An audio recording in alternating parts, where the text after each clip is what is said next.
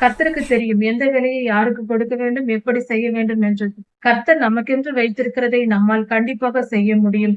நம்மால் முடிந்ததையே கர்த்தர் கொடுப்பார். முடியாததை கர்த்தர் நம்மை செய்ய சொல்ல மாட்டார்.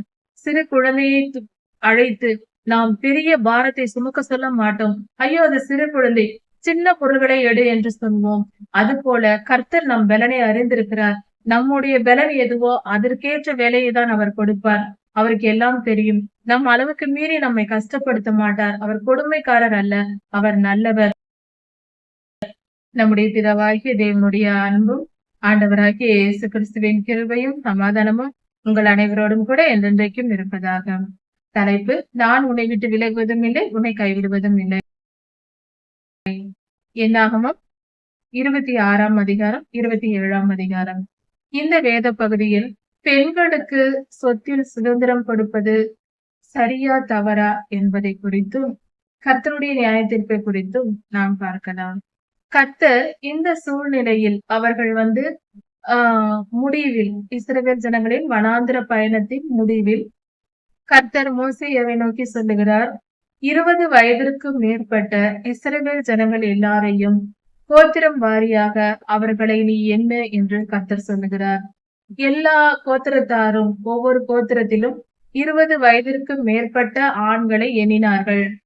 யுத்தத்திற்கு போகக்கூடியவர்கள், யுத்தம் செய்ய வல்லமை உடையவர்களாக 20 வயதிற்கு மேற்பட்டவர்கள் எண்ணப்பட்டார்கள். அப்படி எண்ணப்பட்ட போது ஒவ்வொரு கோத்திரத்திலும் தனித்தனியாக எண்ணினார்கள். எல்லோரையும் சேர்த்து பார்க்கும்போது 6,00,000, எல்லா கோத்திரத்தாரையும் சேர்த்து பார்க்கும்போது 6,1730 பேர் இருந்தார்கள். இப்படி அந்த ஜனங்கள் எண்ணப்பட்ட போது அங்கிருந்தவர்களில், அதாவது முன்பு மோசே ஐயா எண்ணிய போது இருந்த ஜனங்களில் 2 பேர் தவிர மற்ற யாரும் இல்லை. எல்லோரும் இறந்து மடிந்தார்கள். இஸ்ரவேல் ஜனங்கள் எண்ணப்பட்டவர்களில் யோசுவா ஐயாவும் காலேப் ஐயாவும் தவிர முன்பு மோசே ஐயா எண்ணியவர்களில் யாருமே இல்லை. மற்றவர்கள் எல்லோரும் வாதையினால் செத்து போனார்கள்.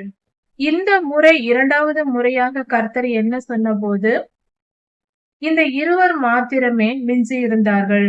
இது எப்படி நடந்தது என்றால், முதலில் வனாந்திர பயணத்தின் ஆரம்பத்திலேயே கர்த்தர் கானானுக்குள் இவர்களை பிரவேசிக்க அவர்கள் புறப்பட்டு வந்த கொஞ்ச நாட்களிலேயே அனுமதிக்க நினைத்தார். கானானுக்குள் கொண்டு போக கர்த்தர் சித்தம் வைத்து ஒவ்வொரு கோத்திரத்திலிருந்தும் ஒவ்வொரு பிரபுக்களை கானானுக்குள் சென்று பார்த்து வரும்படி மோசேயாவை அனுப்ப சொன்னார். அதே போல ஒவ்வொரு கோத்திரத்திலும் ஒவ்வொரு பிரபுக்களாக 12 பேர் அனுப்பப்பட்டார்கள். அவர்கள் 40 வருடம் கானானுக்குள் சென்று எல்லாவற்றையும் சுற்றி பார்த்து வந்தார்கள். அங்கிருந்து வந்தவர்கள் திராட்சைப்பழ குலைகளையும் நன்றாக செழிப்பாய் இருக்கிற கானான் தேசத்தையும் பார்த்து வந்தார்கள். அங்கிருந்த ஜனங்கள் மிக மிக உயரமான ஜனங்களாய் இருந்தார்கள். ராட்சச பிறவிகளாய் அவர்கள் இருந்தார்கள். கானானியர்கள் மிக மிக உயரமானவர்களாகவும் மிக பருமனான ஜனங்களாகவும் இருந்தார்கள். இப்படிப்பட்ட மனிதர்களை எல்லாம் பார்த்து வந்த அந்த 10 பேர், அந்த 12 பேரில் 10 பேர் கர்த்தர் சொல்லிய வார்த்தையை விசுவாசிக்காமல் அவர்கள் பெரியவர்களாய் இருக்கிறார்கள், அவர்களை நாம் அங்கு போனால் நம்மை கொன்று போட்டு விடுவார்கள், நாம் யுத்தத்துக்கு போக வேண்டாம் என்று சொல்லிவிட்டார்கள். இதனால் இஸ்ரவேல் ஜனங்கள் யுத்தத்திற்கு போக மறுத்தார்கள். ஆனால் அங்கிருந்து வந்த 2 பிரபுக்களாகிய யோசுவா ஐயாவும் காலேப் ஐயாவும் மட்டும், கர்த்தர் நம்மோடு இருக்கிறார், அவர் சொல்லி இருக்கும் போது கண்டிப்பாக நமக்கு வெற்றி கிடைக்கும், நாம் கானானுக்குள் போவோம் என்று கர்த்தருக்கு கீழ்ப்படிந்து செல்ல, கர்த்தருடைய வார்த்தையின்படியே செல்ல இவர்கள் நினைத்தார்கள். அதனால் அப்படி அவர்கள் நினைத்தும் அவர்கள் மோசேயாவிடம் சொல்லியும் ஜனங்களோ கேட்கவில்லை. அந்த 10 பேர் சொன்ன கர்த்தருக்கு விரோதமான செய்தியையே ஜனங்கள் கேட்டார்கள். அதனால் அவர்கள் 40 நாள் அவர்கள் கானானுக்குள் சுற்றி பார்த்த கணக்கின்படி ஒவ்வொரு நாளுக்கும் ஒவ்வொரு வருடமாக 40 நாளுக்கு 40 வருடங்கள் நீங்கள் சீனாய் வனாந்தரத்தில் சுற்றி திரியுங்கள் என்று கர்த்தர் அனுமதித்தார். அது மட்டுமல்ல, கர்த்தருடைய சாபத்தை பெற்றுக் கொண்டார்கள். அது மட்டுமல்ல, அவர்கள் கர்த்தருக்கு விரோதமாக முறுமுறுத்தார்கள். எங்கள் பிள்ளைகளை எல்லாம் கொன்று போட பார்க்கிறார் என்று சொன்னார்கள். அந்த கானானியர்கள் என் பிள்ளைகளை எல்லாம் கொள்ளையிடுவார்கள், எங்கள் பெண்களை கொள்ளையிடுவார்கள் என்று சொன்னார்கள். இப்படி அவர்கள் சொன்னதை நிமித்தம் கர்த்தர் அவர்கள் எல்லோரையும் கொன்று போட்டு அந்த பிள்ளைகளை காப்பாற்றி அடுத்த சந்ததியான அவர்களை விட்டு வைத்தார். இந்த 2வது முறை மோசேயா என்னும்போது முன்பிருந்தவர்களில் இந்த 2 பேர் தவிர வேறு யாரும் இல்லை. அந்த சிறு வயதாய் இருந்தவர்கள் எல்லாம் பெரியவர்களாய் வளர்ந்து 6,00,000க்கும் மேற்பட்ட ஜனங்கள் 6,1730 பேர் அங்கிருந்தார்கள். இப்படியாக வனாந்திர பயணத்தில் நடந்தது. மோசேயாவும் அந்த கானானுக்குள் பிரவேசிக்கவில்லை. கன்மலையிடம் பேசுவதற்கு பதிலாக இவர் கன்மலையை 2 தரம் அடித்ததினால் கர்த்தர் கோபம் கொண்டு கானானுக்குள் நீர் பிரவேசிக்க மாட்டாய் என்று சொல்லிவிட்டார். இதனால் மோசேயாவும் இங்கேயே மரணம் அடைய வேண்டிய சூழ்நிலை ஏற்பட்டது. இந்த சூழ்நிலையில் மோசேயாவை அழைத்து கர்த்தர் சொல்லுகிறார், நீ மரணமடைய போகிறாய், உன் நேரம் வந்தது, நீ கானானுக்குள் பிரவேசிக்க முடியாது என்று சொல்லுகிறார். அப்பொழுது மோசேயா அந்த நேரத்திலும் இஸ்ரவேல் ஜனங்கள் மீது அக்கறையாக பொறுப்பாக அவர் சொல்லுகிறார். அப்பொழுது அவருக்கு வயது 120. அந்த சமயத்தில் சொல்கிறார், இந்த ஜனங்கள் மேய்ப்பனில்லாத ஆடுகளைப் போல தவறி போய்விடாதபடிக்கு சிதறடிக்கப்பட்டு போய்விடாதபடிக்கு இவர்களுக்கு ஒரு தலைவரை ஏற்படுத்தும் என்று கர்த்தரிடம் கேட்கிறார். மோசே ஐயாவின் விண்ணப்பத்தின்படி அவர் கேட்டதற்காக கர்த்தர் யோசுவா ஐயாவை அபிஷேகம் பண்ணும்படி சொல்லுகிறார். யோசுவாவை நீ கனப்படுத்து, உனக்கு பின்பாக யோசுவா இந்த ஜனங்களை வழிநடத்தட்டும் என்று கர்த்தர் சொல்லுகிறார். அதன்படியே மோசே ஐயா யோசுவாவை கனப்படுத்தி அந்த ஜனங்களுக்கு முன்பாக கொண்டு வந்து நிறுத்தி, எனக்கு பின்பாக யோசுவா உங்களை அழைத்து செல்வார் என்று சொல்லி அறிமுகப்படுத்துகிறார். இப்படியாக சம்பவங்கள் நடக்கிறது. இந்த நிலையில் பென்யமீன் கோத்திரத்தில் உள்ள ஒரு குடும்பத்திலிருந்து 5 பெண்கள் வருகிறார்கள். அவர்கள் தங்கள் பெற்றோருக்கு ஆண் பிள்ளை இல்லை என்றும் நாங்கள் 5 பெண்களே இருக்கிறோம் என்றும் அதனால் அந்த சுதந்திர வீதத்தை அந்த நிலங்களை காணியாட்சியை எங்கள் தந்தையின் பங்கை எங்களுக்கு கொடுக்க வேண்டும் என்று கேட்கிறார்கள். அந்த 5 பெண்களும் கேட்கிறார்கள். இதை மோசே ஐயாவிடம் வந்து கேட்கும்போது மோசே ஐயா என்ன செய்வதென்று அவருக்கு தெரியாமல் கர்த்தரிடத்தில் கேட்பதற்காக அவர்களை சற்று இருக்கும்படி சொல்லுகிறார். கர்த்தரிடம் அவர் ஜெபிக்கிறார். அப்பொழுது கர்த்தர், அந்த பெண்கள் சொல்வது போல செய், அவர்கள் சொல்வது சரியே, எந்த ஒரு ஆணுக்கும் எந்த ஒரு குடும்பத்திலும் ஆண் பிள்ளைகள் இல்லை என்றால் அந்த பிள்ளையின் சொத்துக்களை அந்த வீட்டு பெண்களுக்கு கொடுக்க வேண்டும் என்று கர்த்தர் சொல்லுகிறார். அந்த பெண் பிள்ளைகளுக்கு கொடுக்க வேண்டும். பெண் பிள்ளைகளும் இல்லை என்றால் அந்த மனிதனுடைய தம்பிக்கு கொடுக்க வேண்டும். ஒருவேளை அந்த மனிதனுடைய தம்பிக்கும் இல்லை என்றால் அந்த மனிதனுடைய சித்தப்பாவிற்கு கொடுக்க வேண்டும். இப்படியாக நீங்கள் அவர்களுடைய சுதந்திர வீதத்தை, அவர்களுடைய சொத்துக்களை, நிலங்களை, பொருள்களை போன்ற காரியங்களை நீங்கள் அவர்களுக்கு கொடுக்க வேண்டும். ஒரு ஆண் இல்லாத வீட்டில், ஆண் பிள்ளை பிறக்காத வீட்டில் அந்த அந்த குடும்பத்தின் சொத்துகள் அந்த பெண் பிள்ளைகளை அடைய வேண்டும். அவர்களுக்கு அந்த சொத்து பாகம் கொடுக்க வேண்டும் என்று கர்த்தர் சொன்னார். இந்த நியமம் தான் இன்றும் தேசங்களில் சட்டமாக இருக்கிறது. கர்த்தருடைய சட்டத்திட்டங்கள் தான், வேதத்தின்படிதான் பல நாடுகளில் நீதி நியாயங்கள் சட்டங்கள் வகுக்கப்பட்டிருக்கிறது என்பது உண்மையே. பல சட்டங்கள், பல தேசத்தின் சட்டங்கள் இப்படி எழுதப்பட்டிருக்கிறது. வேதாகமத்தில் கர்த்தர் கொடுத்த கட்டளையை வைத்துதான் சொல்லப்பட்டிருக்கிறது. எவ்வளவுதான் விஞ்ஞானம் எல்லாம் வளர்ந்தாலும் கர்த்தர் தான் நீதி நியாயங்களை சொல்லுகிறவரும் அவரே, அதை நடைமுறைப்படுத்துகிறவரும் அவரே. அவரே நம்மை போதித்தும் வழி நடத்துகிறார். கர்த்தருடைய வல்லமை மேலானது. இப்படி பெண்களுக்கு சொத்து கொடுக்க வேண்டும் என்று கர்த்தர் சொன்னார். அதன்படியே மோசே ஐயா அவர்களுக்கு சொத்துக்களை பிரித்து கொடுத்தார். அந்த தகப்பனுடைய காணியாட்சியை அந்த 5 பெண்களுக்கும் பிரித்து கொடுக்கிறார். அதே போல அவர்கள் சந்ததிகள், அதை தொடர்ந்து அவர்களுடைய சந்ததிகள் அந்த சொத்து சுகங்களை ஆளுகை செய்கிறார்கள். இப்படிதான் நடக்க வேண்டும் என்பது கர்த்தருடைய சித்தமாய் இருக்கிறது. அதனால் பெண்களுக்கு சொத்துரிமை என்பது கர்த்தர் நியமித்தது. மனிதர்கள் மட்டுமல்ல, கர்த்தரை நியமித்திருக்கிறார். அதனால் பெண்களுக்கு சொத்துரிமை கொடுப்பது சரியானதே. கர்த்தருடைய பார்வையில் ஆண் என்றும் இல்லை, பெண் என்றும் இல்லை. பல காரியங்களில் இதை பார்க்கலாம். பலவிதமான, அதாவது நித்திய ஜீவனிலும் ஆண்களை மட்டும் எடுத்துக்கொள்கிறேன், பெண்கள் அல்ல என்று அல்ல. பெண்களுக்கும் கர்த்தர் ஆண் பெண் என்ற வேறுபாடு எந்த இடத்திலுமே நித்திய ஜீவனை குறித்து சொல்லப்பட்டதில்லை. இன்றும் பல சபைகளில் பெண்களை ஒதுக்கி வைக்கிறார்கள். பிரசங்கிக்க கூடாது, கர்த்தருடைய ஊழியத்தை செய்யக்கூடாது என்றெல்லாம் ஒதுக்கி வைக்கிறார்கள். அது மிகப்பெரிய தவறு. பெண்களுக்கும் சம உரிமையும் உண்டு, சம கடமையும் உண்டு. பெண்களும் ஊழியம் செய்ய வேண்டிய கடமை இருக்கிறது. கர்த்தருக்குரிய கடைசி கால சந்ததியான நம்மிடத்தில், கடைசி காலத்தில் வாழ்கின்ற நமக்கு ஆண்களை காட்டிலும் பெண்களுக்கு ஒரு பங்கு அதிகமாகவே ஊழியத்தின் கடமை இருக்கிறது. உரிமை அல்ல, கடமையே இருக்கிறது. என்னவென்றால், ஆதியிலே முதல் இந்த உலகத்திற்கு பாவம் வந்தது ஒரு பெண் மூலமாக தான். அதனால் பெண் மூலமாக வந்த இந்த பாவத்தை பொல்லாத சாத்தான் இந்த பூமிக்குள் நுழைவதற்கு காரணமானது ஒரு பெண்தான். அதனால் பெண்களே எழும்பி நின்று இந்த பொல்லாத சாத்தானை துரத்தி அடித்து கர்த்தருடைய வருகைக்கு இந்த பூமியை ஆயத்தப்படுத்த வேண்டும். பெண்கள் எழும்ப வேண்டும். பெண்கள் ஊழியம் செய்ய வேண்டும். எந்தவித அச்சமும் தயக்கமும் இருக்கக்கூடாது. தூஷிப்பார்கள் என்றோ அவமானப்படுத்துவார்களோ என்றோ நினைக்க கூடாது. கர்த்தர் படாத காரியங்கள் எதுவும் இல்லை. கர்த்தர் படாத கஷ்டம் பெண்களுக்கு வரப்போவதில்லை. எல்லாவற்றையும் நமது ஆண்டவராகிய இயேசு கிறிஸ்து நமக்காக சகித்திருக்கிறார். அதுபோல பெண்கள் எல்லாவற்றையும் சகித்து கொண்டு எத்தனை கஷ்டங்கள் வராது என்று நினைக்க கூடாது, வரக்கூடாது என்றும் எதிர்பார்க்க கூடாது. எது வந்தாலும் ஏற்பேன் என்று எதிர்ப்பேன், ஏற்பேன், நினைத்து செய்வேன் என்று எல்லாம் வரும் என்ற எதிர்பார்ப்போடு ஊழியத்தை தொடங்க வேண்டும். பெண்கள் ஊழியம் செய்ய வேண்டும். பெண்கள் கர்த்தருக்கு அவரவருக்கு கர்த்தர் என்ன வைத்திருக்கிறாரோ அந்த கடமையை செய்ய வேண்டும். ஊழிய வாஞ்சை முதலில் பெண்களுக்கு வேண்டும். நாம் வசதியாக வாழ்ந்தால் போதும், சுகமாக வாழ்ந்தால் போதும், நிம்மதியாக இருந்தால் போதும் என்று நமக்காகவே நாம் வாழக்கூடாது. பெண்கள் எழும்ப வேண்டும். அந்த காலத்தில் சொத்து உரிமையை கர்த்தர் கொடுத்தார் என்று கேட்கும் போது நமக்கு சந்தோஷமாக இருக்கிறது. பெண்களுக்கும் சொத்துரிமை வேண்டும். பெண்களுக்கும் எல்லா ஆசீர்வாதமும் வேண்டும். ஆனால் பெண்களும் தங்கள் கடமையை செய்ய வேண்டும். கடமையிலும் நமக்கு பங்கு இருக்கிறது.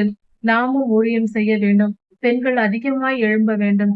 பெண் ஊழியர்கள் மிகவும் குறைவு எல்லா காலகட்டத்திலேயும். பெண்கள் அதிகமாய் எழும்பி ஊழியம் செய்ய வேண்டும். காரணம் சுயநலமாக என் குடும்பம், என் வீடு, என் வாசல், என் வசதி, என் வாழ்க்கை, எனக்கு இது போதும், எனக்கு எல்லாம் சரியாக இருக்கிறது என்று இதமாக சுகமாக வாழ நினைப்பது மிக தவறு. நாம் எல்லோரும் கர்த்தருடைய சேனையாக இருக்கிறோம். கர்த்தருடைய பிள்ளைகள் கர்த்தருடைய சேனையாக இருக்கிறோம். நாம் எழும்பி யுத்தம் செய்ய வேண்டியவர்களா இருக்கிறோம். நன்றாக சாப்பிடுவதும் தூங்குவதும் சுகபோகமாக வாழ்வதற்கும் நாம் நம் வாழ்க்கையில் இடம் கொடுக்க கூடாது.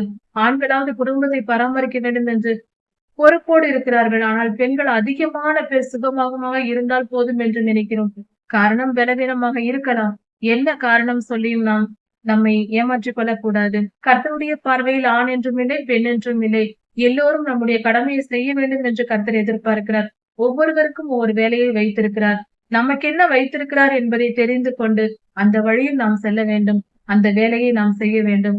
எந்த இடத்தில் நின்று ஊழியம் செய்ய வேண்டும், எந்த ஊழியம் செய்ய வேண்டும், எப்படி இருக்க வேண்டும், அது எப்படி வேண்டுமானாலும் கர்த்தர் கொடுத்தாலும் அதை துணிந்து இறங்க வேண்டும். கர்த்தருக்கு தெரியும் எந்த வேலையை யாருக்கு கொடுக்க வேண்டும், எப்படி செய்ய வேண்டும் என்று. கர்த்தர் நமக்கென்று வைத்திருக்கிறதை நம்மால் கண்டிப்பாக செய்ய முடியும். நம்மால் முடிந்ததையே கர்த்தர் கொடுப்பார். முடியாததை கர்த்தர் நம்மை செய்ய சொல்ல மாட்டார். சிறு குழந்தையை அழைத்து நாம் பெரிய பாரத்தை சுமக்க சொல்ல மாட்டோம். ஐயோ அது சிறு குழந்தை, சின்ன பொருள்களை எடு என்று சொல்வோம். அது போல கர்த்தர் நம் பலனை அறிந்திருக்கிறார். நம்முடைய பலன் எதுவோ அதற்கேற்ற வேலையை தான் அவர் கொடுப்பார். அவருக்கு எல்லாம் தெரியும். நம் அளவுக்கு மீறி நம்மை கஷ்டப்படுத்த மாட்டார். அவர் கொடுமைக்காரர் அல்ல, அவர் நல்லவர். கர்த்தருக்காக நாம் பக்தி வைராக்கியத்தோடு பினகாசை போல எழும்பி நின்று கர்த்தருக்காக பக்தி வைராக்கியம் காட்ட வேண்டும். பெண்கள் சுகபோகமாக வீட்டில் முடங்க கூடாது. கர்த்தருக்காக எழும்பி ஊழியம் செய்ய வேண்டும். கர்த்தருடைய அழைப்பை பெற்றுக்கொள்ள வேண்டும். நாம எதுவும் செய்துவிடக் கூடாது. கர்த்தரிடத்தில் கேட்டு தெரிந்து கொண்டு கர்த்தருடைய வேதத்தை தியானித்து நம்மை ஆயத்தப்படுத்திக் கொண்டு அதன் பின்பு ஊழியம் செய்ய வேண்டும். அப்படி செய்யும் போது கர்த்தருடைய பிரசன்னம் அங்கிருக்கும். கர்த்தருடைய ஆசீர்வாதம் அங்கிருக்கும். கர்த்தர் நம்மை உயர்த்துவார். நம்மை உயர்த்துவது என்பது பேர் பெருமை அல்ல. கர்த்தருடைய பணியில் நாம் சேர்வது என்பது, கர்த்தருக்கு ஒரு ஊழியக்காரியாக இருப்பது என்பது மிக மேன்மையான காரியம். அப்படிப்பட்ட மேன்மை நமக்கும் கிடைக்கும். கர்த்தரிடத்தில் காத்திருப்போம். அவர் சித்தத்தை அறிந்து செயல்படுவோம். நாம எதுவும் செய்துவிடக் கூடாது. என்னாகமம் 28, 29 அதிகாரங்கள். இந்த வேத பகுதியில் கர்த்தருக்கு நாம் இந்த காலத்தில் நாம் எப்படி காணிக்கை செலுத்துவது, தசமபாகம் செலுத்துவது, இதெல்லாம் தேவையா? இதன் பலன் என்ன? இது எதற்காக செய்யப்பட வேண்டும் என்பதை குறித்து கற்றுக்கொள்ளலாம். இந்த 2 அதிகாரங்களிலும் கர்த்தர் பலி செலுத்தும் முறைமைகளையும், காணிக்கைகள் செலுத்துவதும், தசமபாகம் செலுத்துவதை பற்றியும் கூறியிருக்கிறார். தினந்தோறும் கர்த்தருக்கு 2 முறை காலையிலும் மாலையிலும் பலி செலுத்த வேண்டும் என்று கர்த்தர் சொல்லியிருக்கிறார். அப்படியானால் அந்த காலத்தில் ஆடு மாடு இவைகளை பலி செலுத்தினார்கள். இந்த காலத்தில் நாம் கர்த்தருக்கு ஸ்தோத்திர பலிகளை ஏறெடுக்க வேண்டும். அதிகாலையிலும் மாலையிலும் கர்த்தருக்கு நாம் பலிகளை ஏறெடுக்க வேண்டும். தேவாலயத்தில் இது செய்யப்பட வேண்டும் என்று கர்த்தர் சொல்லி இருக்கிறார். அதனால் ஒவ்வொரு திருச்சபையிலும் காலையிலும் மாலையிலும் கண்டிப்பாக ஜெபிப்பது நல்லது. அது தினந்தோறும் செய்ய வேண்டிய கடமை. ஓய்வு நாள் மட்டுமல்ல, தினந்தோறும் செய்ய வேண்டிய கடமையா இருக்கிறது. அது மாத்திரமல்லாமல் வாரத்தில் ஒரு நாள், அதாவது ஓய்வு நாள் அன்று 7ஆம் நாள் நாம் கர்த்தரை ஆராதித்து மகிழ்கிறோம், கர்த்தருடைய சன்னதியில் சேர்ந்து. இதுவும் நாம் கடைபிடிக்க வேண்டியது. இந்த நேரத்திலும் கர்த்தருக்கு ஸ்தோத்திர பலிகளை நாம் ஏறெடுக்க வேண்டியது மிக மிக முக்கியமானது. கர்த்தருக்கு துதி பலி செலுத்த வேண்டும், கர்த்தருக்கு மகிமையை செலுத்த வேண்டும். இப்படி ஒரு நாளுக்கு ஒரு கட்டளை, ஒரு வாரத்திற்கு ஒரு கட்டளை. அதற்கு அடுத்ததாக மாதத்தின் முதல் நாள் அன்று கர்த்தருக்கு நாம் ஆராதனை செய்ய வேண்டும், பலிகளை ஏறெடுக்க வேண்டும். இதுவும் கர்த்தர் கொடுத்திருக்கிற கட்டளையா இருக்கிறது. அதற்கு அடுத்தது வருடத்தில் ஒரு முறை. அது எந்த நாள் என்றால் பஸ்கா பண்டிகையின் நாள். நாம் குட் ஃப்ரைடே என்று சொல்லுகிறோம் அல்லவா இந்த காலத்தில். அந்த நாளில் கர்த்தருக்கு நாம் பலிகளை ஏறெடுக்க வேண்டும், ஸ்தோத்திர பலிகளை செலுத்த வேண்டும். இது தவிர நாம் தசம பாகங்களை காணிக்கையாக கொடுக்க வேண்டும். தசம பாகம் என்றால் மாதம் மாதம் வருமானம் வருகிறவர்கள் மாதம் மாதம் செலுத்தலாம், வருடத்தில் ஒரு முறை செலுத்தலாம், எப்படி வேண்டுமானாலும் செலுத்தலாம். ஆனால் நம்முடைய வருமானத்தில் 10ல் ஒரு பங்கை, 10,000 பணம் வந்தால் அதில் 1000 ரூபாய் கர்த்தருக்கு என்று கொடுக்க வேண்டும். இது கர்த்தரிட்ட கட்டளையா இருக்கிறது. அப்படி செலுத்தும் போது நமக்கு வீண் செலவுகள் எதுவும் அதிகமாய் ஏற்படாது. அதனால் நாம் பாதுகாக்கப்படுவோம், நம் குடும்பம் திருப்தியாக இருக்கும், பண ஆசீர்வாதத்தினால் இருக்கும். தசம பாகமும் காணிக்கையும் செலுத்தும் போது எவ்வளவு பணம் வந்தாலும், எவ்வளவு குறைவான வருமானத்திலும் மிச்சம் இருக்கும். ஆனால் தசமபாகம் காணிக்கை செலுத்தாதவர்கள் இடத்தில் நீங்கள் பார்த்தால் அதிகமாய் எத்தனை லட்சக்கணக்கில் சம்பாதித்தாலும் பணம் பற்றாக்குறை இருக்கும், தீர்ந்து போகும். எவ்வளவு பணம் வந்தாலும் அதை விட அதிகமாக செலவு வரும். இப்படியாக இருக்கும். பற்றாக்குறைகள் அவர்கள் வாழ்க்கையில் காண்பார்கள். போது ஆடு மாடு இவைகளை பலி செலுத்தும் போது அதன் கொழுப்பை கர்த்தருக்கென்று தகனித்து விட வேண்டும் என்று கர்த்தர் சொல்லி இருக்கிறார். அந்த மிருகத்தின் கொழுப்பு, ஆடு மாடு எதா இருந்தாலும் அதன் கொழுப்பு என்பது 10% என்று சொல்லுகிறார்கள், கண்டுபிடிக்கப்பட்டிருக்கிறது. அப்படியானால் அந்த 10% என்பது கொழுப்பானது நீக்கப்படுவதனால் மற்ற மாமிசத்தை ஆசாரியர்கள் புசிப்பார்கள். இப்படி கர்த்தர் அந்த காலத்திலேயே 10% தசம பாகமாக ஒதுக்க சொல்லிவிட்டார். ஏனென்றால் அதில் இருக்கிற எல்லா பாவங்களும் கர்த்தரிடம் போய் சேர்ந்து விடுகிறது, கர்த்தரால் நமக்கு மன்னிக்கப்படுகிறது. நாம் காணிக்கை செலுத்துவதன் பொருள் என்ன என்றால், நாம் காணிக்கை செலுத்தும் போது அது கர்த்தருக்கு மரியாதை செலுத்துவதை வெளிப்படுத்துகிறது. நமக்கு வருகிற எந்த வருமானத்திலும் முதல் பணமாக அதை எடுத்து, அது ஏதோ ஒரு அளவு நம் மனதின் விருப்பப்படி அதை ஒரு பங்கை எடுத்து கர்த்தருக்கென்று எடுத்து வைத்து விட வேண்டும். அப்படி நாம் கொடுக்கும் போது அது கர்த்தரை கனப்படுத்துகிறது. கனப்படுத்துவது என்றால் கர்த்தருக்கு மரியாதை செலுத்துவது என்று பொருள். ஸ்தோத்திர பலி செலுத்தும் போது நாம் கர்த்தரை மகிமைப்படுத்துகிறோம்.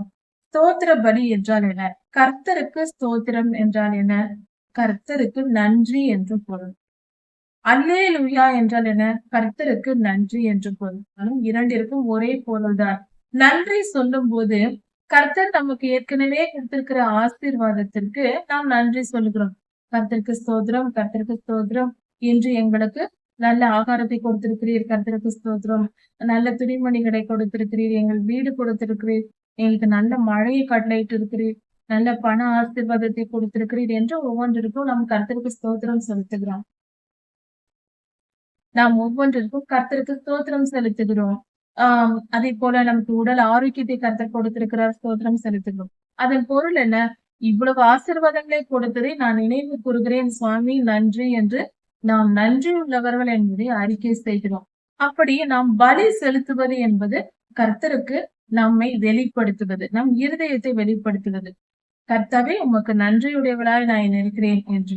இப்படி நாம் செய்யும் போது நமக்கு ஆண்டவர் மேலும் மேலும் ஆசீர்வாதத்தை அள்ளி கொடுப்பார். இது ஆவிக்குரிய சட்டமாக இருக்கிறது. ஸ்தோத்திர பலி செலுத்தும் போது கர்த்தரை மகிமைப்படுத்துகிறோம்.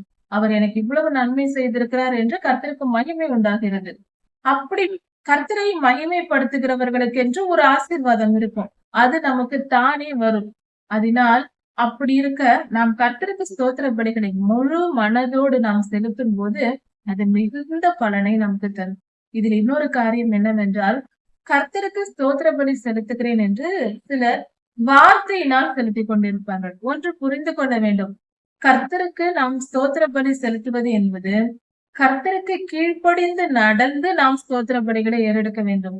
அதாவது கர்த்தர் சட்டதிட்டங்களை நமக்கு கொடுத்திருக்கிறார், இப்படி வாழ வேண்டும் என்று. நாம் எதையும் திருந்தாமல் ஸ்தோத்திர பலிகளை மட்டும் ஏறெடுத்து கர்த்தரிடத்தில் நன்மையை பெற்றுக்கொள்ள வேண்டும் என்று நினைக்க கூடாது. கிறிஸ்தவ எந்த ஒரு நீதிமானாக வாழ வேண்டும் என்று நினைக்கிற எந்த மனிதனும் கர்த்தருடைய ராஜ்யத்திற்குள் பிரவேசிக்க வேண்டும் என்று நினைக்கிற எந்த ஒரு மனிதனும் ஒவ்வொரு நாளும் மனம் திரும்ப வேண்டும், நீதிமானாக மாற வேண்டும். அப்படி அந்த நீதியை கற்றுக்கொள்ள வேண்டும் என்றால் அது முதலில் தோன்றுவது மனம் திரும்புதலில். மனம் திரும்புவதற்கு ஆயத்தமா இருக்க வேண்டும். ஒரு முறை மட்டும் அல்ல, வாழ்நாள் முழுவதும் நாம் மனம் திரும்ப வேண்டும். ஒவ்வொரு காரியத்திலும், ஒவ்வொரு செயல்களிலும் நம்மிடத்தில் இருக்கிற குற்றங்களை அகற்றிக் கொண்டே வர வேண்டும். அப்பொழுது நம்முடைய வாழ்நாள் முடியும் போது அது மிக பரிசுத்தமான தங்க நகை போல நாம் பரிசுத்தமாக நம்முடைய ஆத்மா இருக்கும். அப்பொழுது அது கர்த்தருக்கு உகந்த பலியாக கர்த்தர் அதை நாம் ஏற்றுக்கொள்வார். நாம் நித்திய ஜீவனில் போய் சேர முடியும். அதனால் ஒவ்வொரு நாளும் மனம் திரும்புதல் அவசியம். இப்படி நாம் மனம் திரும்புதலை கற்றுக்கொண்டு தினந்தோறும் மனம் திரும்பி நாம் கர்த்தருக்கு பரிசுத்தமாய் மாற வேண்டும். நாம் அதை கற்றுக்கொள்ள வேண்டும். காணிக்கை செலுத்துவது என்பது மனம் திரும்புதலின் பின்பாக வர வேண்டிய காரியம். முதலில் நாம் மனம் திரும்ப ஆயத்தமாய் இருக்க வேண்டும். கர்த்தர் நம்மிடத்தில் சொல்லுகிற குற்றம் குறைகளை, நம்மிடத்தில் இருக்கிற தவறுகளை கர்த்தர் சுட்டி காட்டும் போது அதை விட்டு திருந்த வேண்டும்.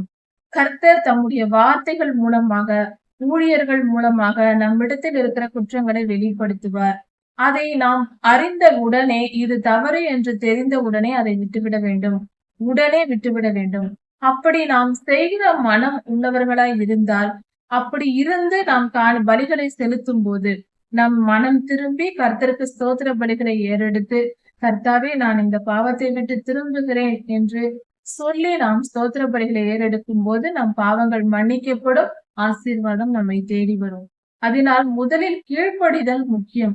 கீழ்ப்படிதலோடு காணிக்கைகளையும் தசம பாகங்களையும் பலிகளையும் நாம் செலுத்த வேண்டும். இந்த காலத்தில் ஸ்தோத்திர பலிகள் நம் உதடுகளினால், நம் வார்த்தைகளினால் கர்த்தருக்கு ஸ்தோத்திர பலி செலுத்த வேண்டும். அப்படி நாம் செலுத்தும் போது கர்த்தர் மிகவும் நம்மேல் பிரியமாய் இருப்பார். கர்த்தருடைய அன்பை மட்டும் பெற்றுவிட்டால் இந்த உலகத்திலும் எந்த உலகத்திலும் வேறு எதுவும் தேவையில்லை. கர்த்தருடைய அன்பை மட்டும் நாம் பெற்றுக்கொண்டால் போதும். அவர் மனம் போனாமல் வாழ நாம் கற்றுக்கொள்ள வேண்டும். அப்படி செய்யும் போது கர்த்தருடைய கிருபையினால் நாம் பிழைத்திருக்கலாம், என்றென்றும் நித்திய ஜீவனில். அதனால் நாம் கர்த்தருக்கு பிரியமாய் நடப்போம். இந்த வேத பகுதியில் ஆபீப் மாதத்தின் 14ஆம் தேதி மாலை நேரத்தில் பஸ்கா பலியிட வேண்டும் என்று கர்த்தர் சொன்னார். அதாவது இது ஆண்டவராகிய இயேசு கிறிஸ்துவின் சிலுவை மரணத்தை குறிக்கிறது. இதே பஸ்கா நாளில்தான் கர்த்தர் சிலுவையில் நமக்காக தம் ஜீவனையே கொடுத்தார். மரணத்தை ஏற்றுக்கொண்டு அவர் மரணத்தை ஜெயமாக விழுங்கிய நாளாக இது இருக்கிறது. அப்படிப்பட்ட இந்த நாளில், அதாவது ஆபீப் மாதம் என்பது இஸ்ரவேலரின் கணக்கின்படி 7வது மாதமாக இருக்கிறது. முதல் 14ஆம் தேதியாய் இருக்கிறது. இது அவர்களுக்கு முதல் மாதமாக ஏற்றுக்கொள்ளப்பட வேண்டும் என்று கர்த்தர் சொன்னார். இந்த ஆபீப் மாதம் 14ஆம் தேதி பஸ்கா பலியிடுவது அந்த காலத்தில் வழக்கமாய் இருந்தது. இன்று நாம் அந்த நாளில் கர்த்தருடைய சன்னதியில் சேர்ந்து நம் இருதயத்தை தாழ்மைப்படுத்தி கர்த்தருக்கு பிரியமாய் நாம் இருக்க வேண்டும். கர்த்தரை ஆராதிக்க வேண்டும். கர்த்தருக்கு ஸ்தோத்திர பலிகளை செலுத்த வேண்டும். கூடுமானால் நாம் உபவாசித்து ஜெபிக்கலாம். கர்த்தர் நமக்காக ஜீவனை தந்த நாளை நினைவு கூர்ந்து நாம் கர்த்தருக்கு பலி செலுத்தி சமாதானத்துடன் அவருடைய சன்னதியில் சேர்ந்து பாவ மன்னிப்பை நாம் பெறலாம். அதாவது முக்கியமாய் கர்த்தர் கொடுத்திருக்கிற 7 பண்டிகைகளையும் நாம் ஆசரிக்கலாம். அதில் தவறு இல்லை. இன்னும் சொல்ல போனால் அந்த பண்டிகைகளை மட்டுமே நாம் ஆசரிக்க வேண்டும். இப்படி செய்யும் போது அது மாம்சத்தின்படி அவர்களுடைய பழைய கால பழக்கத்தின்படி எதுவும் செய்ய தேவையில்லை. கர்த்தருடைய 7 பண்டிகைகளை நாளிலும் அந்த நாளில் திருச்சபையாக கூடி கர்த்தருக்கு ஸ்தோத்திர பலிகளை செலுத்தி கர்த்தருடைய சன்னதியில் சேர்ந்து அவரை ஆராதித்து நம்மை தாழ்த்தி மனம் திரும்ப வேண்டும். 7 பண்டிகைகளையும் நாம் இப்படி செய்யும் போது அது கர்த்தருக்கு மிகவும் பிரியமுள்ளதாக இருக்கும். பண்டிகை நாட்கள் என்றாலே நான் உலக பிரகாரமாக சாப்பிடுவது, உடை உடுத்துவது என்று நினைக்க கூடாது. அது மட்டுமல்ல, அதெல்லாம் கடைசியான விஷயம். ஆனால் முதலில் நாம் நினைக்க வேண்டியது கர்த்தர் தந்திருக்கிற 7 பண்டிகைகளும் மனம் திரும்புதலுக்கே. அந்த நாளில் மனம் திரும்புதலை பிரசங்கித்து, மனம் திரும்புதலை தியானித்து, மனம் திரும்பி நாம் கர்த்தரிடத்தில் நம்மை தாழ்த்தி, கர்த்தரிடத்தில் பாவங்களை அறிக்கையிட்டு, மன்னிப்பை பெற்று, அந்த இடத்தில் ஒரு பெரிய விடுதலையை பெற்றுக் கொள்ளக்கூடிய நாளாக இந்த 7 பண்டிகை நாட்களும் இருக்கிறது. 7 பண்டிகைகளையும் நாம் அனுசரித்தால் மற்ற கர்த்தர் சொல்லாத அந்நிய அக்கினியை நாதாபும் அபியூவும் கொண்டு வந்தது போல இல்லாமல் நாம் இந்த 7 பண்டிகைகளை கர்த்தர் தந்த பண்டிகைகளை ஆசரிக்கும் போது அந்நிய அக்கினி நமக்குள் வராது. ஆண்டவராகிய இயேசு கிறிஸ்துவின் உயிர்த்தெழுதலையும் நாம் கொண்டாடலாம். ஆண்டவராகிய இயேசு கிறிஸ்துவின் பிறப்பையும் நாம் கொண்டாடலாம். நாமே ஒரு நாளை நியமித்து செய்யலாம், தவறில்லை. ஆனால் அதை மற்ற காரியங்களை விட்டு கர்த்தரை நினைக்காமல் மற்ற விஷயங்களை பிரஸ்தாபப்படுத்தி கொண்டிருக்க கூடாது. நாம ஏற்படுத்தி கொண்ட சடங்காச்சாரங்கள் தேவையில்லை. பழைய ஏற்பாட்டு சடங்காச்சாரங்களே தேவையில்லை என்று வாதிடுகிற நாம் பழைய ஏற்பாட்டிலும் இல்லாத, புதிய ஏற்பாட்டிலும் இல்லாத, கர்த்தர் சொல்லாத பாரம்பரிய சடங்குகளை சாண்டா கிளாஸையும், கிறிஸ்துமஸ் ட்ரீயையும், பலூன்களையும், முட்டைகளையும் இதையெல்லாம் எங்கே இருந்து கொண்டு வந்து நம்முடைய கர்த்தரை தொழுது கொள்வதற்கும், ஆராதிக்கிறதற்கும், பண்டிகை நாட்களில் எவைகளை நினைக்கிறதற்கும் இவைகளாம் எங்கிருந்து வந்தன? இது தேவையா? ஸ்டார் கட்டுவது இது எல்லாமே தவறான காரியங்கள். கர்த்தர் சொல்லாத அந்நிய அக்கினி.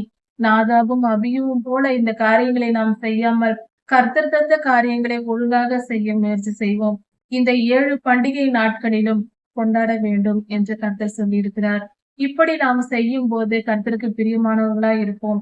இந்த நாட்களில் நாம் சபை கூடி கர்த்தரை ஆராதித்து அவரிடத்தில் தாழ்மைப்படுத்தி நாம் திருவிருந்து எடுப்பதே விசேஷமான செய்தியா இருக்கிறது. இப்படி நாம் செய்ய பழகுவோம். கர்த்தர் கட்டளையிட்ட பண்டிகைகளை நாம் கொண்டாடுவோம். அந்த 7 பண்டிகைகளை கொண்டாடினால் அதிலேயே கிறிஸ்துமஸும் இருக்கிறது. அதே போல முதற் பலன் பண்டிகை தான் ஆண்டவராகிய இயேசு கிறிஸ்துவின் உயிர்த்தெழுதலின் பண்டிகை. ஈஸ்டர் என்று தனியாக நாம் கொண்டாட தேவையில்லை. இப்படி எல்லா பண்டிகைகளையும் கர்த்தர் சொன்னதை செய்தால் போதும். அவர் சகலமும் அறிந்தவர். அவரை விட நாம் பெரிய ஞானி அல்ல. அவருக்காக நாம் ஸ்பெஷலாக நாம் பண்டிகை கொண்டாட தேவையில்லை. அவர் சொன்னதை செய்தால் தாழ்மையோடு அதை செய்தால் போதுமானது. மிஞ்சி நிற்க வேண்டாமே, மீறுதல் எதற்கு? அது பாவம். என்னாகமம் 30ஆம் அதிகாரம். இந்த வேத பகுதியில் நீதிமான்களாய் வாழ விரும்புகிறவர்கள், நித்திய ஜீவனுக்குள் போக விரும்புகிறவர்கள், பரிசுத்தமாய் வாழ நினைக்கிறவர்கள் சொல் தவறாமல் வாழ வேண்டும் என்று கர்த்தர் சொல்லியிருக்கிறார். அதை பற்றிய குறிப்புகள் இந்த வேத பகுதியில் இருக்கிறது. வார்த்தை மாறக்கூடாது. மனித வாழ்க்கையில் நாம் பேசும்போது, நாம் சொல்லும் போதும் எந்த ஒரு காரியத்தை நான் செய்கிறேன் என்று சொன்னால் கண்டிப்பாக செய்ய வேண்டும். வார்த்தை மாறக்கூடாது. அதே போல் சொல் தவறாமை என்பது ஒரு நீதிமானின் அடையாளமாக, ஒரு அருமையான சட்டமாக இருக்கிறது. ஒழுக்கமான ஒரு செயலாக இருக்கிறது. சொல் தவறாத ஒரு மனிதன் இருந்தால் அந்த மனிதன் கர்த்தரால் உயர்த்தப்பட்ட ஒரு நிலையில் இருப்பார்கள். சொல் தவறாமை என்பது என்ன என்றால், நாம் சொல்லுகிற வார்த்தை, நாம் எதை சொன்னாலும் கண்டிப்பாக அதை செய்வோம். நான் இதை செய்வேன் என்றால், நாம் வாக்கு கொடுத்தால் அதை மீறக்கூடாது, அதை செய்ய வேண்டும். ஒரு வார்த்தை சொல்வேன் என்றால் சொல்ல வேண்டும். சொன்ன சொல்லை அதன்படி நடக்க வேண்டும். நாம் நம்முடைய வார்த்தையின்படியே நாம் நடப்பது, அதை சொல் தவறாமை என்று சொல்லலாம். இது ஒரு நீதியின் செயலாய் இருக்கிறது. இது ஒரு நல்ல செயல். இது ஒரு நல்ல நற்குணமாய் இருக்கிறது. மனிதர்களுக்கு இருக்க வேண்டிய மிக முக்கியமான நற்குணங்களில் ஒன்று இது. ஒரு மனிதன் சொல் தவறாதவனாய் இருந்தால், அந்த மனிதனை எல்லோரும் நீதிமான் என்று சொல்வார்கள், உயர்த்துவார்கள், நல்ல நிலையில் அவர்கள் இருப்பார்கள், நல்ல மனிதராய் இருக்க முடியும். ஏனென்றால் சொல் தவறாமை என்பது ஒரு அருமையான ஒரு விஷயமாய் இருக்கிறது. அது கர்த்தருக்கு மிகவும் பிடித்த ஒரு காரியமாய் இருக்கிறது. ஏனென்றால் யாக்கோபு 1ஆம் அதிகாரத்தில் சொல்லப்பட்டிருக்கிறது, ஒரு மனிதன் நாவை அடக்கி விட்டால் அவன் தேவ பக்தி உள்ளவன் என்று. நாவை அடக்காமல் ஒருவன் தன்னை தேவ பக்தி உள்ளவன் என்று சொல்லிக் கொள்ள வேண்டாம் என்று வேதம் சொல்லுகிறது. நாவை அடக்கி வாழ வேண்டும் என்று. அப்படியானால் நாம் சொல்லுகிற சொல், நான் இதை செய்வேன் என்றால் செய்கிறேன். சொல் தவறாமல் நாம் இருக்கிறோம் என்றால் அது நம் நாவை அடக்கியதற்கு சமம். அப்படி என்றால் நாம் தேவ பக்தி உள்ளவர்கள், கர்த்தருக்கு பயந்து நடக்கிறவர்கள், நாம் பரிசுத்த பாதையில் நடக்கிறவர்கள் என்று பொருள். அதே போல நாம் கர்த்தரிடத்தில் ஒரு காரியத்தை வேண்டிக் கொண்டால், பொருத்தனை செய்தால், அதை தவறாமல் நாம் நிறைவேற்ற வேண்டும். நம்முடைய பொருத்தனைகளை நாம் நல்லபடியாக நிறைவேற்ற வேண்டும். அதை சரியாக நிறைவேற்ற வேண்டும். அதில் எந்தவித குறைபாடும் இருக்கக்கூடாது, காலம் தாழ்த்துதல் இருக்கக்கூடாது. நாம் எதை வேண்டிக் கொண்டோமோ அதை அப்படியே நாம் செய்ய வேண்டும். இதுவும் கர்த்தருக்கு பிரியமான செயலாய் இருக்கிறது. இதில் கர்த்தர் ஒரு காரியத்தை சொல்லி இருக்கிறார். ஒரு சிறு பெண் இருக்கிறாள். அவள் தன் தகப்பன் வீட்டில் இருக்கிறாள். அப்படி இருக்கும்போது அவள் ஒரு பொருத்தனை செய்து கொள்ளுகிறாள். கர்த்தரிடத்தில் சென்று, கர்த்தாவே, நான் இந்த காரியத்தை எனக்கு நடந்தால் நான் இதை நிறைவேற்றுவேன் என்று வேண்டிக் கொள்கிறார். ஒரு பொருத்தனை செய்கிறார். அதாவது நான் ஒரு 5,000 காணிக்கை செலுத்துவேன் என்று வேண்டிக் கொள்கிறார் என்று வைத்துக் கொள்வோம், ஒரு உதாரணத்திற்காக. அப்படி அவள் காணிக்கை செலுத்த வேண்டிக் கொண்டு வந்து விடுகிறார். வந்த பின்பு அந்த காரியம் நிறைவேறுகிறது. கர்த்தரிடத்தில் அவள் அந்த காணிக்கையை செலுத்த வேண்டும். அதுவே நீதியாய் இருக்கிறது. தன் தகப்பனிடத்தில் அவள் சொல்லுகிறார், இப்படியாக நான் வேண்டிக் கொண்டேன் என்று. அதை கேட்டு அந்த தகப்பன் அமைதியாய் இருந்து விட்டால் அந்த பெண் அந்த காணிக்கையை செலுத்த வேண்டும். ஒருவேளை அந்த பெண் சொல்லியதை அந்த பெண்ணின் தகப்பன், நீ ஏன் இப்படி செய்தாய், நீ செலுத்த முடியாது, செலுத்தக்கூடாது என்று தடை செய்தால் அந்த பெண் செலுத்த தேவையில்லை. அந்த பொருத்தனையை நிறைவேற்ற தேவையில்லை. அதனால் அந்த பெண்ணுக்கு எந்த பாவமும் சுமராது. ஏனென்றால் அந்த பெண் தன் தகப்பனின் அந்த பெண் சுதந்திரவாளி அல்ல, தன் தகப்பனுக்கு கீழே அடிமையாக இருக்கிறார். அதனால் அவள் வேண்டிக் கொண்டது அவளுக்கு மன்னிக்கப்படும் என்று கர்த்தர் சொல்லுகிறார். எவ்வளவு நல்ல தகப்பன் அவர்! எந்தவித நெருக்கமும் ஒடுக்கமும் கர்த்தரிடத்தில் இல்லை. கர்த்தருடைய வழிகள் என்பது மிக மிக தெளிவானது, சுலபமானது, எளிமையானது. ஒரு நெருக்கமும் ஒடுக்கமும் அதில் இல்லை. கர்த்தர் ஒரு காரியத்தை நமக்கு சொல்லும் போது, இந்த சிறுபெண் விஷயத்திலும் அவளோ தன் தகப்பனிடத்தில் அடிமையா இருக்கிறார். அந்த தகப்பன் கொடுத்தால்தான் அந்த காணிக்கையை அவள் செலுத்த முடியும். அப்படி இருக்க சுயாதீனம் உள்ளவன் அல்ல. ஒரு பெண் என்பதினால் தகப்பனின் அடிமையாக இருக்கிறாள். தகப்பன் வீட்டில் இருக்கும்போது தகப்பனுக்கு அடிமை, திருமணமான பின்பு கணவனுக்கு அடிமை என்று வேதம் சொல்லுகிறது. அதனால் பெண் என்றவள் சுதந்திரவாளி கிடையாது. அதனால் தன் தகப்பன் மறுக்கும் போது கர்த்தர் இந்த கட்டளையை கொடுக்கவில்லை என்றால் அந்த பெண்ணின் நிலைமை என்ன? நீ வேண்டிக் கொண்டால் நீ செய்துதான் தீர வேண்டும் என்று கர்த்தர் சொல்லி இருந்தால், கர்த்தர் நல்லவர் என்று நம்மால் சொல்ல முடியாது. ஏனென்றால் அவர் கண்டிப்பாய் கேட்கவில்லை. அவர் கண்டிப்பாய் கேட்கவில்லை. பாருங்கள், அவருடைய நற்குணம் எப்படிப்பட்டது, அவர் எவ்வளவு நல்லவராய் இருக்கிறார். எந்தவித நெருக்கமும் அந்த பெண்ணுக்கு கொடுக்கவில்லை. பொருத்தனை செய்தால், ஆனாலும் தகப்பன் மறுத்ததினால், சரி போ, நான் உன்னை மன்னிக்கிறேன், நீ அடிமையாய் இருக்கிறாய். அவருடைய நீதி எப்படிப்பட்ட நீதி! கர்த்தருடைய நீதி என்பது அதை பார்க்க ஆராய ஆராய அதன் இன்பமே வேறு. கர்த்தருடைய நீதி அப்படிப்பட்ட நீதி நியாயங்கள் அப்படிப்பட்டதா இருக்கிறது, சொல்ல வார்த்தை இல்லை. அந்த அளவுக்கு கர்த்தர் நம்மை எளிமையாக சரியான பாதையில் அவர் வழி நடத்துகிறார். ஒன்றை புரிந்து கொள்ள வேண்டும், அவர் நம்மை வழி நடத்துவது மிக மிக சரியான பாதை. இந்த உலக வாழ்க்கையில் எந்தவித ஒடுக்கமும் நெருக்கமும் எந்த ஒரு இடைஞ்சலும் இல்லாமல் எந்த தொல்லையும் இல்லாமல் அப்படிப்பட்ட ஒரு பாதை என்பது கர்த்தருடைய பாதை. கர்த்தர் நமக்கு காட்டுகிற பாதை எல்லா காலத்திலும் உலக வாழ்க்கையை சுலபமாக வாழ்வதற்கே. அவர் கட்டளைகளின்படி அவருடைய வேதத்தை தியானித்து வசனத்தை தியானித்து நாம் அவருடைய வழிகளில் நடக்கும் போது இவ்வுலகம் மிக சுலபமானது. மனித வாழ்க்கை மிக சுலபமானது, பிரச்சனைகள் அற்றது, குழப்பங்கள் அற்றது, தெளிவானதா இருக்கும். கர்த்தருடைய வார்த்தைகளை தியானித்து அதை கற்றுக்கொண்டு அதன்படி வாழ வேண்டும். வாழ்க்கைக்கான மனித வாழ்க்கைக்கான மேனுவல் என்பது பைபிள் தான். பைபிளை படித்து கர்த்தருடைய பரிசுத்த வேதாகமத்தை படித்து நம் வாழ்க்கையை புரிந்து கொண்டு கர்த்தரை புரிந்து கொண்டு அதன்படி நாம் வாழும் போது கர்த்தருடைய வார்த்தையின்படி நாம் வாழ்வது என்பது இவ்வுலக வாழ்க்கையை தெளிவாக வாழ்ந்து முடிக்க முடியும். தெளிவான வாழ்க்கை முறை, குழப்பங்கள் அற்றது. எது நடந்தாலும் மனதில் குழப்பம் இருக்காது. தெளிவான வழிகள் கர்த்தருடைய வழிகள்.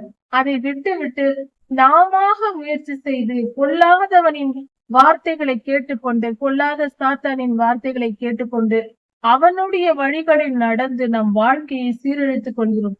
எங்கு பார்த்தாலும் டென்ஷன் என்று சொல்லுகிறோம், மன உளைச்சல், பல விதமான மனதில் தாக்கக்கூடிய காரியங்கள் வருகிறது. இதற்கு காரணம் என்ன?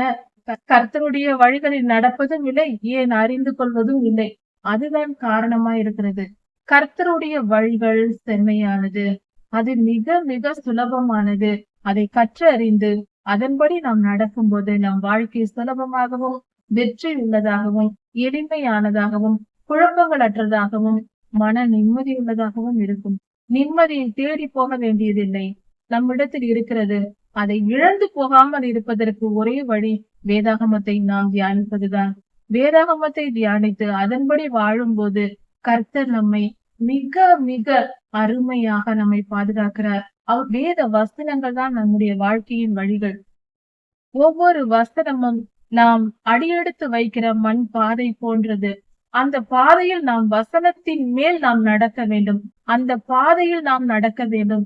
அப்படி நாம் நடக்கும் போது அது நமக்கு மிகுந்த ஆசீர்வாதத்தை பெற்று தருகிறது. அதாவது டைல்ஸின் வீட்டில் நாம் நடக்கிறோம், ஒவ்வொரு டைல்ஸும் ஒவ்வொரு வேத வசனங்களாக நமக்கு இருக்க வேண்டும். நம் வாழ்க்கையில் அதை நாம் அப்படி நினைத்து நாம் வாழ தொடங்கி விட்டால் அது மிக மிக சரியான வாழ்க்கையா இருக்கும். சரி, அடுத்ததாக அந்த சிறு பெண் தகப்பன் வீட்டில் இருக்கும் போது செய்யும் பொருத்தனைக்கு கர்த்தர் அந்த தகப்பன் ஏற்றுக்கொள்ளாவிட்டால் மன்னித்து விடுவேன் என்று சொல்லியிருக்கிறார். அதே போல ஒரு பெண் பொருத்தனை செய்யும் போது அவள் திருமணமாகி கணவன் வீட்டில் இருப்பாளே ஆனால், கணவனோடு இருக்கிற ஒரு திருமணமான பெண்ணாய் இருந்தால் அந்த பெண் வேண்டிக் கொண்ட பின்பு தன் கணவனிடத்தில் சொல்லும் போது அந்த கணவன் ஒன்றும் பேசாமல் இருந்தால் அந்த பெண் அந்த பொருத்தனையை நிறைவேற்ற வேண்டும். ஒருவேளை அந்த கணவன் அந்த பொருத்தனையை கேட்ட பின்பு அதை செய்யக்கூடாது என்று தடுத்தால் அந்த பெண்ணின் பொருத்தனையை கர்த்தர் மன்னிப்பார். அந்த பெண்ணுக்கு பாவம் வராது. ஏனென்றால் அந்த பெண் கணவனுக்கு சொந்தமானவள், அடிமையாக இருக்கிறாள். அதனால் அவளுக்கு இப்படிப்பட்ட கர்த்தர் எந்த நெருக்கத்தையும் கொடுக்காமல் அவளுடைய பொருத்தனையை மன்னித்து விடுகிறார். அவளுக்கு மன உளைச்சல் இல்லை. எவ்வளவு அருமையான நம்முடைய தகப்பனா இருக்கிறார். இந்த வேத பகுதியில் இப்படிப்பட்ட காரியங்கள் நமக்கு கொடுக்கப்பட்டிருக்கிறது. அடுத்ததாக ஒரு பெண் திருமணமான பின்பு கணவனால் கைவிடப்பட்டவளாக தனித்திருக்கிறவளாக இருந்தாலும் அல்லது விதவையாகி தனித்திருக்கக்கூடிய ஒரு நிலையில் இருந்தாலும் அந்த நிலையில் இருக்கிற அந்த பெண் எதை வேண்டிக் கொண்டாலும் அந்த பெண் செய்ய வேண்டும்.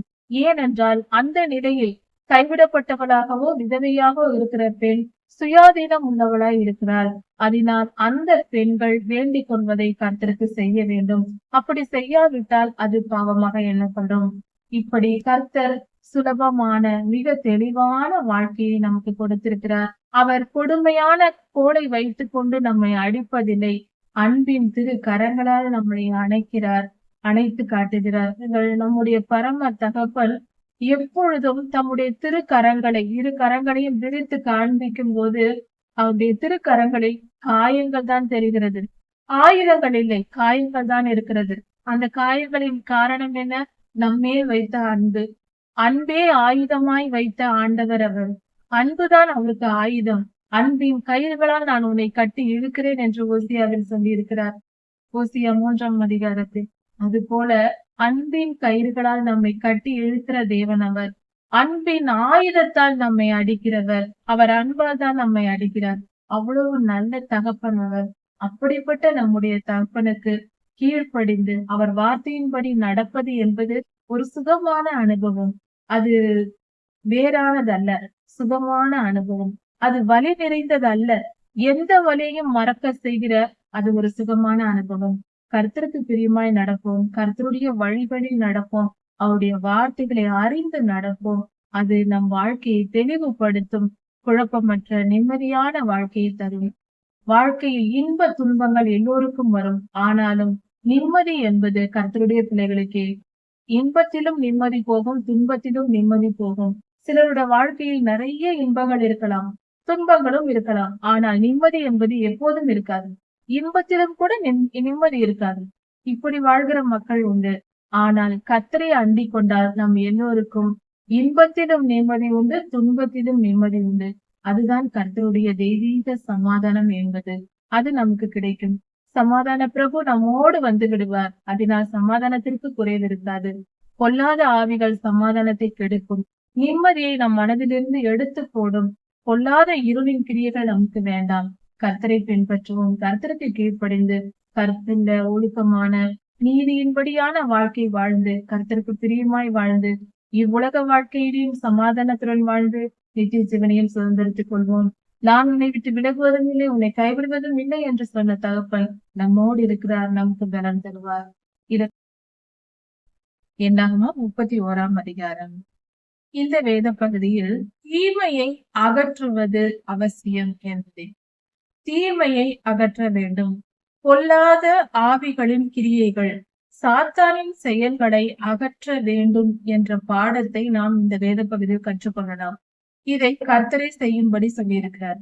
அதாவது நமது ஆண்டவராகிய இயேசு கிறிஸ்து மனுஷகுமாரன் இந்த பூமியில் பிறக்கும் முன்பாக இயேசு என்ற பெயர், நமது ஆண்டவராகிய இயேசு கிறிஸ்துவின் பெயர் யாருக்கும் தெரியாது.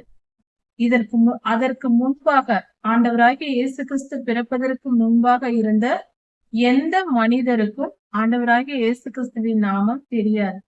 இப்பொழுது நமக்கு எல்லோருக்கும் தெரிந்திருக்கிறது. அப்பொழுது வெளிப்படுத்தப்படவில்லை. அந்த நாமத்தினால்தான் பேய் பிசாசுகள் ஓடும் என்பது நாம் அறிந்ததே. இயேசு கிறிஸ்துவின் நாமத்தினால் பிசாசுகளை விரட்டினால் அவைகள் ஓடும் என்று வேதம் சொல்லுகிறது. இன்றும் நடக்கிறது. அது சரி. ஆனால் அந்த காலத்தில் ஆண்டவராகிய இயேசு கிறிஸ்துவின் நாமம் இல்லை, அவர்களுக்கு தெரியாது. அப்படி இருக்க பொல்லாத ஆவிகளை அவர்கள் எப்படி விரட்டுவார்கள் என்றால், பொதுவாக ஜெபித்து பொல்லாத ஆவிகளை துரத்தி இருக்கிறார்கள். சில ஆவிகள், அதாவது பொல்லாத ஆவிகள், அதிகமான பொல்லாத ஆவிகள் நிரம்பி இருக்கிற, அதாவது உச்சக்கட்ட சில விஷயங்கள் இருக்கிறது. மிகவும் பாவம் செய்து அதிகமான ஆயிரக்கணக்கான ஆவிகளை பிடித்து வைத்திருக்கிற சில மனிதர்களும் உண்டு. ஒரு சில மனிதர்களின் அக்கிரமம் பெருகி பெருகி பொல்லாத ஆவிகளுக்கு பலவிதமான ஆயிரக்கணக்கான ஆவிகளுக்கும் ஒரு மனிதன் அடிமையாக முடியும் என்று வேதத்தில் இருக்கிறது. அப்படி நடந்திருக்கிறது. இப்படிப்பட்ட காரியங்கள் ஒரு குறிப்பிட்ட நிலைக்கு போனால் அந்த மனிதன் அவ்வளவுதான், அவனுடைய ஆத்மா மிகவும் கெட்டு போயிற்று, அவன் குணமாக முடியாது. அந்த நிலை இருக்கிறது. மிகவும் ஆபத்தான நிலையில், ஆவிக்குரிய நிலையில் ஒரு மனிதன் இருப்பானானால் அந்த மனிதனுக்குள் இருக்கிற பொல்லாத ஆவிகள் அவனையும் வாழ விடாது. அவனால் ஏவப்பட்டு பலவிதமான மக்களுக்கு பலருக்கும் தீமை விளைவிக்கும். பொல்லாத ஆவி பிடித்த மனிதன் பலரையும் அவன் போகும் இடமெல்லாம் அவன் காண்கின்ற எல்லோரையும் துன்பப்படுத்துவான்.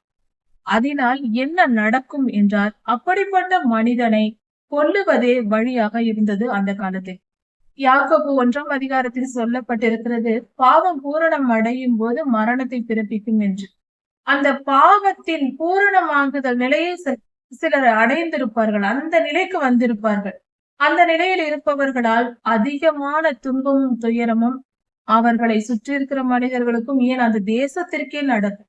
ஒரு நாட்டையே கூட ஒரு மனிதனுக்குள் இருந்து பொல்லாத ஆவிகள் பாழாக்கும்.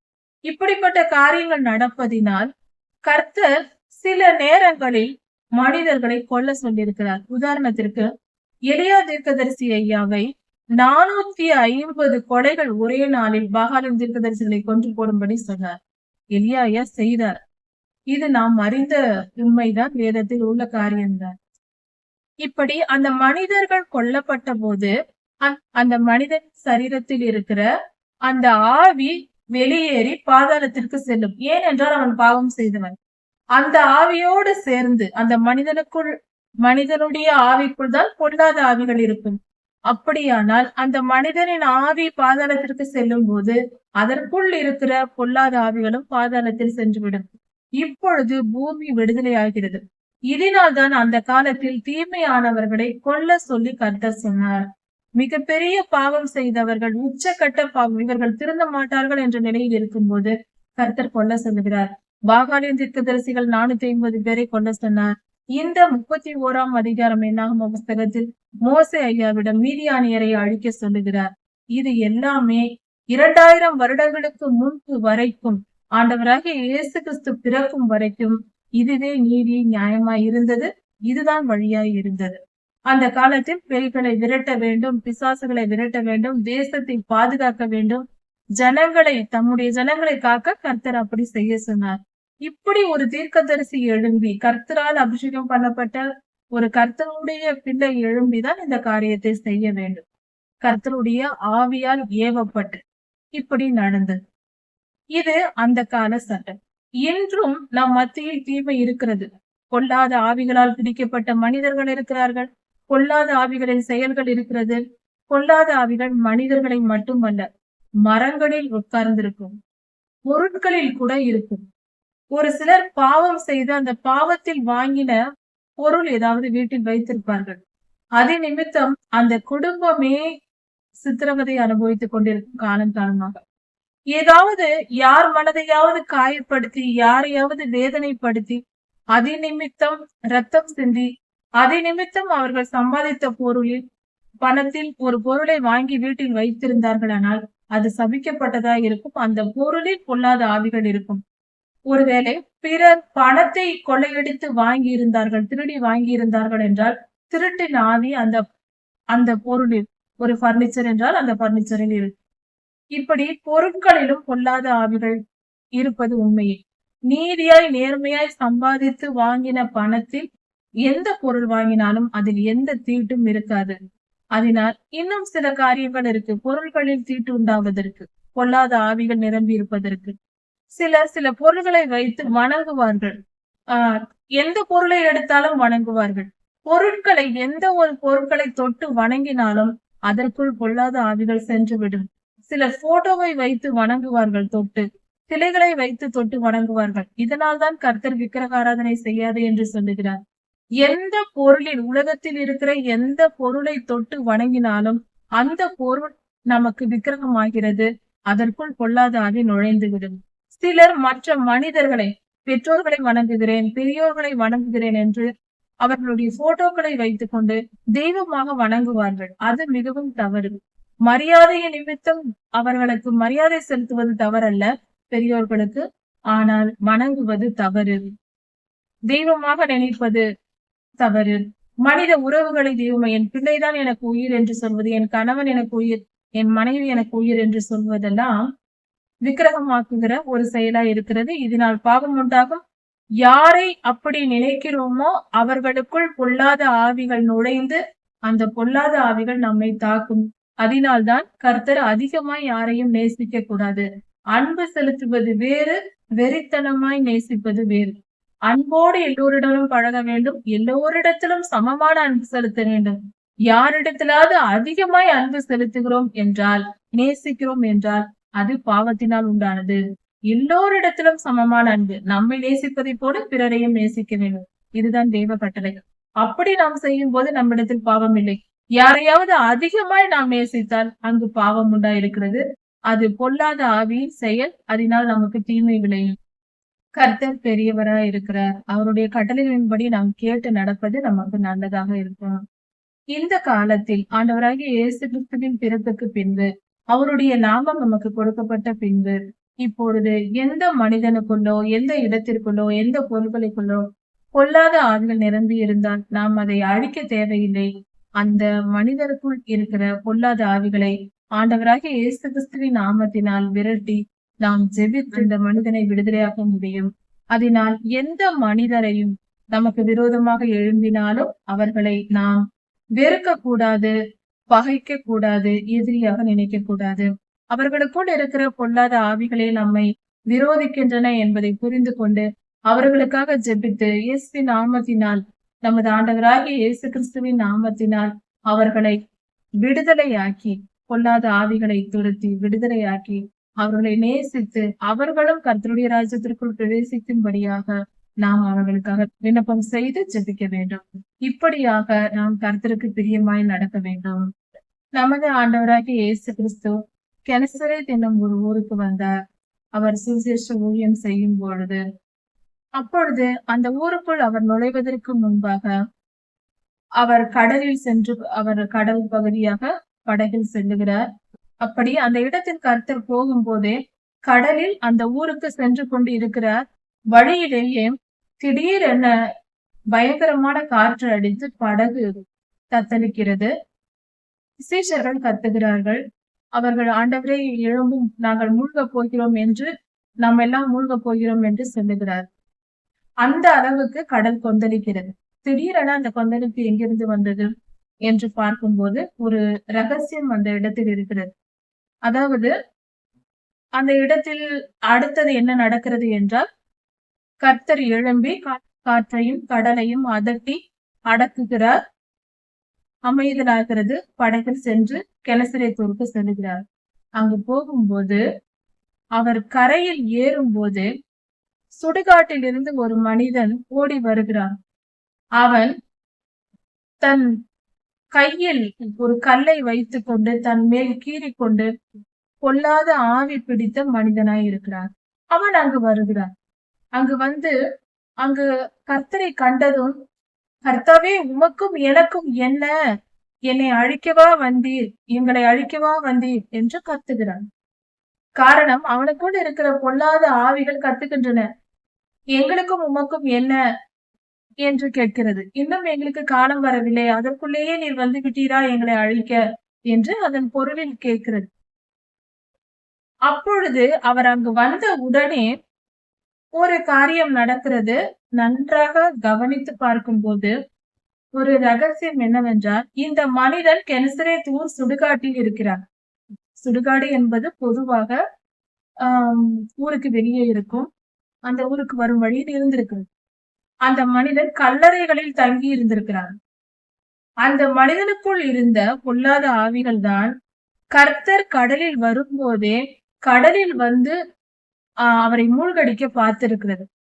அதாவது சீசர்களும் படகிலிருந்து விழுந்து மடிந்து விடுவார்கள் என்று பயப்படும் அளவிற்கு அந்த பொல்லாத ஆவிகள், இந்த மனிதனுக்குள் இருந்த ஆவிகள் தான் அவர்களை அங்கு வந்து தாக்கி இருக்கிறது. ஆனால் ஆண்டவராகிய இயேசு கிறிஸ்து கட்டளை கொடுத்ததும் அவைகள் திரும்பி சென்று இந்த மனிதனுக்குள் நுழைந்து விட்டன மீண்டுமாக. இப்பொழுது கர்த்தர் திரும்பி அதே இடத்திற்கு வரும்போது இந்த பொல்லாத ஆவிகள், எங்களுக்கும் உமக்கும் என்ன? நீர் சொன்னீர், நாங்கள் வந்து விட்டோம். ஓ என்றீர், அதட்டினீர், நாங்கள் வந்து விட்டோம். மீண்டும் இங்கேயே வந்து விட்டீரே என்று கேட்கின்றன. பின்பு அங்கிருக்கிற பன்றிகளுக்குள் எங்களை அனுப்பிவிடும் என்று கேட்கின்றன. கர்த்தர் அதே போல அனுப்பிவிடுகிறார். போங்கள் என்கிறார். அதே போல அந்த ஆவிகள் பன்றிகளுக்குள் போயின. அங்கிருந்து அந்த மேட்டின் மேல் மேய்ந்து கொண்டிருந்த 2000 பன்றிகள் கடலில் விழுந்து மரித்தன. 2000த்திற்கும் மேற்பட்ட ஆவிகள் அந்த மனிதனுக்குள் இருந்திருக்கிறது. அந்த ஆவிகள் பன்றிகளுக்குள் சென்றதும் பன்றிகள் மரித்தன. அப்படி என்றால் மனிதனுக்குள்ளும் ஆவி உண்டு, மிருகங்களுக்குள்ளும் ஆவி உண்டு. மிருகங்கள் மரித்தால் அதனுடைய ஆவி பாதாளத்திற்கு நேராக சென்றுவிடும். எல்லா மிருகங்கள் பறவைகளுடைய ஆவி பாதாளத்திற்கு சென்றுவிடும். சங்கீத புஸ்தகத்தில் கொடுக்கப்பட்டிருக்கிறது. அப்படி பாதாளத்திற்கு செல்லுகிற அந்த ஆவியோடு கூட இந்த பொல்லாத ஆவிகளும் சேர்ந்து பாதாளத்திற்கு சென்று விட்டன. அதனால் அந்த மனிதன் விடுதலையாக்கப்பட்டான். பொல்லாத ஆவிகளின் இருப்பிடம் பாதாளம். அது அங்கே அடைக்கப்பட்டால் ஒழிய வெளியில் இருந்தால் அது யாரையாவது ஏதாவது செய்து கொண்டிருக்கும். அதனால்தான் கர்த்தருடைய பிள்ளைகள் அவைகளை எதிர்த்து யுத்தம் பண்ண வேண்டும். இதிலிருந்து நாம் இந்த உலகத்தில் ஆவி இல்லை என்றெல்லாம் சொல்வது தவறு. பொல்லாத ஆவிகளும் உண்டு, கர்த்தருடைய பரிசுத்த ஆவியானவரும் உண்டு, மனிதனுக்குள் இருக்கிற ஆவியும் உண்டு. அதனால் நாம் இதை தெளிவாக புரிந்தவர்களாய், ஆவியின் மண்டலத்தை புரிந்தவர்கள் ஞானம் உடையவர்களாய் இருக்கிறோம். அதனால் நீதிமொழிகள் 1ஆம் அதிகாரம் படித்திருக்கிறோம். அதன்படி ஞானம் உள்ளவர்களாய் இவ்வுலக வாழ்க்கையில் எல்லா காரியத்தையும் அறிந்து கொண்டு தெரிந்து கொண்டு கர்த்தருடைய வழிகளில் நீதி நேர்மையோடு புரிந்து கொண்டு நீதியின் பாதையில் நடப்போம். கர்த்தருடைய வழிகளில் நடந்து சமாதானத்துடன் வாழ்வோம். இந்த பொல்லாத ஆவிகளை எதிர்த்து யுத்தம் செய்யவில்லை என்றால் சமாதானமாய் வாழ முடியாது. இது ஒன்றே வழி. சமாதானமாய் வாழ வேண்டும் என்றால் ஆவிக்குரிய யுத்தம் செய்ய வேண்டும். அதை கற்றுக்கொள்ள. இதன் தொடர்ச்சியை அடுத்த செய்தியில் பார்க்கலாம். கர்த்தர் உங்களை ஆசீர்வதிப்பாராக.